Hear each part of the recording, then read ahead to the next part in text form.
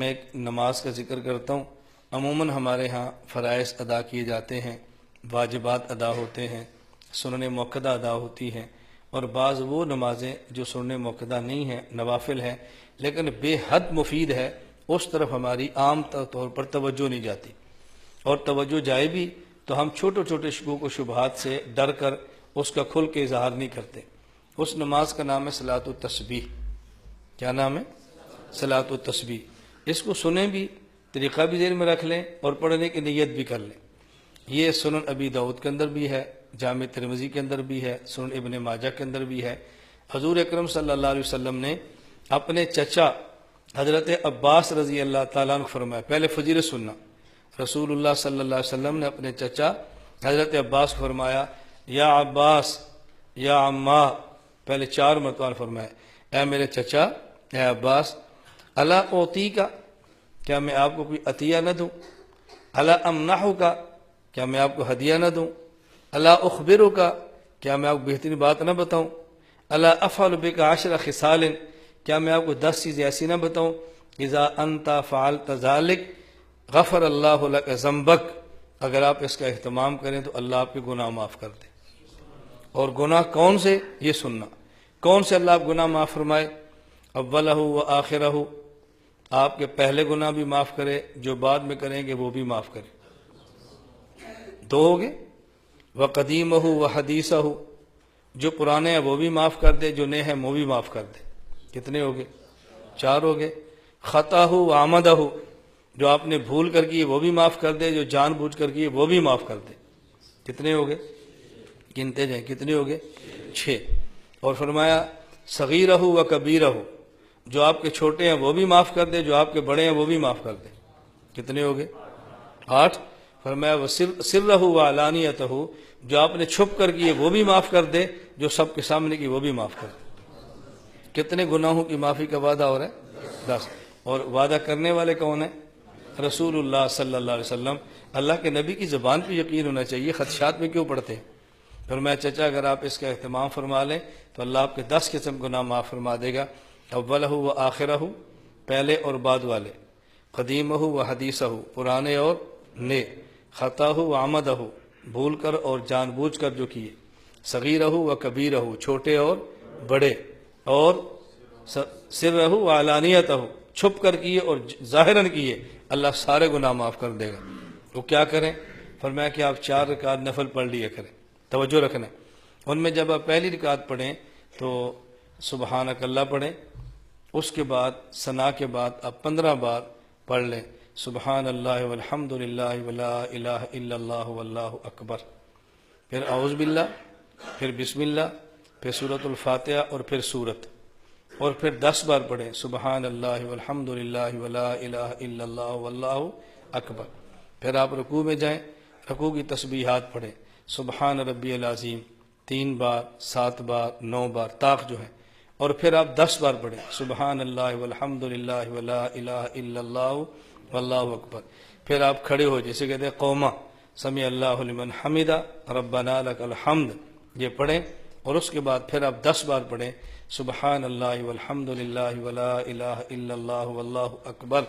پھر سجدے میں جائیں، پھر سجدے کی تسبیح سبحان ربی الاعلیٰ 3 بار، 5 بار، 7 بار، 9 بار تا، پھر 10 بار پڑھیں یہی سبحان اللہ والحمد للہ ولا الہ الا اللہ واللہ اکبر۔ پھر آپ سجدے سے اٹھیں، اسے کہتے ہیں جلسہ، بیٹھیں، اس میں پھر آپ پڑھیں 10 بار سبحان اللہ والحمد للہ ولا الہ الا اللہ واللہ اکبر۔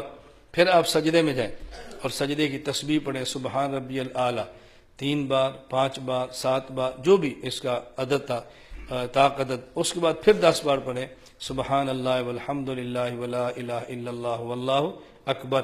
تو ایک رکعت میں آپ نے پڑھا ہے 75 بار، کتنی بار؟ 10 بار ثنا کے بعد، 15 بار ثنا کے بعد، 10 بار سورت کے بعد، گنتے جائیں کتنے ہو گئے؟ 25۔ 10 بار سجدہ رکوع میں، کتنے ہو گئے؟ پھر 10 بار قومہ، پھر 10 بار سجدہ، پھر 10 بار جلسہ، پھر 10 بار سجدہ، 75۔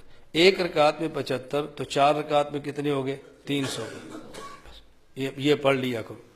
اور پھر اللہ کے نبی نے کیا ارشاد فرمایا، ان استطعت ان تصلیھا فی کل یوم مرۃ فافعل، اگر آپ ہر روز ایک بار پڑھ سکتے ہیں تو ضرور پڑھیں۔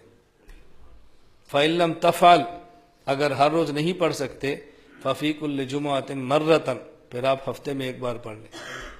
فإن لم تفعل، اگر آپ ہفتے میں ایک بار نہیں پڑھ سکتے، نہ آپ نہیں پڑھ سکتے، تو پھر ففی کل شہر مرۃ، آپ مہینے میں ایک بار پڑھ لیں۔ اگر آپ ایک مہینے میں ایک بار نہیں پڑھ سکتے، ففی کل سنۃ مرۃ، پھر سال میں ایک بار پڑھ لیں۔ اور اگر آپ ہر سال ایک مرتبہ نہیں پڑھ سکتے، فإن لم تفعل ففی عمرک مرۃ، تو میرے چچا عمر میں ایک مرتبہ آپ ضرور پڑھ لیں۔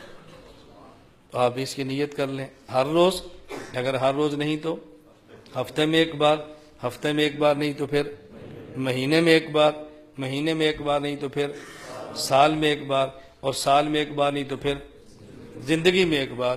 تو زندگی میں تو ایک بار انشاءاللہ سب پڑھیں گے نا بھائی، نیت کرتے ہیں انشاءاللہ سب پڑھیں گے۔ اس حوالے سے دو چار باتیں سے نشین فرما لیں جو مسائل بتانے ضروری ہیں۔ نمبر ایک طریقہ وہ ہے جو میں نے آپ کو اب بتایا ہے۔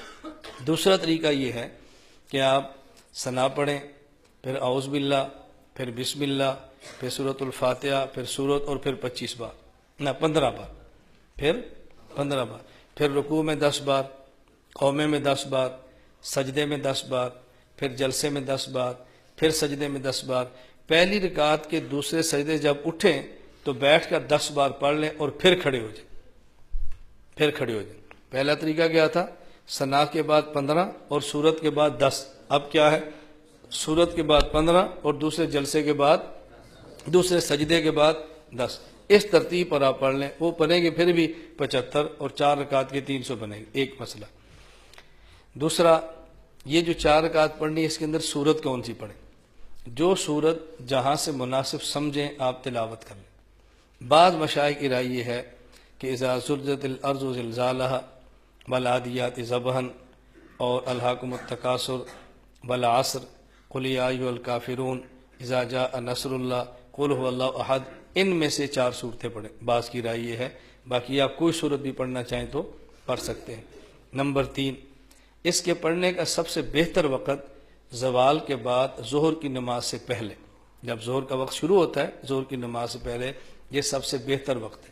اگر اس کے علاوہ کسی وقت میں بھی پڑھنا چاہیں، 3 مکروہ اوقات نہ ہوں، سورج نکلتے وقت، سورج ڈوبتے وقت، اور زوال کے وقت، کسی وقت بھی آپ پڑھ سکتے ہیں۔ چوتھا مسئلہ، یہ آپ نے 300 کا عدد پورا کرنا ہے، اور اگر کسی موقع پر بھول جائیں، 10 بار رہ جائے، تو اس کو اگلے رکن میں پورا کریں۔ اگلے رکن کا معنی، مثلا آپ نے قیام میں پڑھنا تھا 15 بار اور پڑھ لیا 10 بار، 5 بار رہ گیا، تو رکوع میں 5 مرتبہ مزید پڑھ لیں۔ اگر رکوع میں رہ گیا، اس کے بعد قومہ ہے، قومے میں نہیں پڑھنا، یہ واجب ہے، رکن نہیں ہے، رکن میں پڑھنا ہے۔ نہ تو قومے میں پڑھنا ہے، نہ ہی 2 سجدوں کے درمیان جلسے میں جو رہ گیا اس کو پڑھنا ہے، نہ ہی 2 سجدوں کے بعد جب بیٹھے رہ گیا تو وہ پڑھنا ہے۔ یا قیام میں پورا کریں، یا رکوع میں پورا کریں، یا سجدے میں پورا کریں، اور یا آخری اتحیات میں بھی پورا کر سکتے ہیں۔ کیوں؟ آخری اتحیات فرض ہے، اور وہاں آپ پڑھنا چاہیں تو وہاں بھی پڑھ سکتے ہیں، درمیان میں جگہوں پر نہ پڑھیں۔ ان چیزوں کا آپ خیال کریں کہ میں نے چند ایک اس کے متعلق آپ کو مسائل بتائے ہیں، اور اس حوالے سے جماعت نہ کرائیں، اکیلے اکیلے پڑھیں۔ اب تو ہمارے ہاں ایک عجیب مسئلہ شروع ہوا کہ صلاۃ و تسبیح کا اعلان ہوتا ہے اور عورتیں جماعت کراتی ہیں۔ جی مرد نہیں، عورتیں، ہم کہتے ہیں مرد جماعت نہ کرائیں، اب عورتیں جماعت کے لیے تیار بیٹھی ہیں۔ اس لیے جماعت نہیں کرانی، انفراداً پڑھنا ہے، گھر میں پڑھیں، خلوت میں پڑھیں، نوافل ہیں، اور سب سے بہتر یہی ہے۔ باقی مسجد میں آ کر پڑھیں تب بھی حرج نہیں ہے، لیکن جماعت کا اہتمام نہ کرائیں۔ اللہ تعالی ہم سب کو اہتمام کی توفیق عطا فرمائے۔ تو آپ اس کا خیال رکھیں گے نا بھی انشاءاللہ۔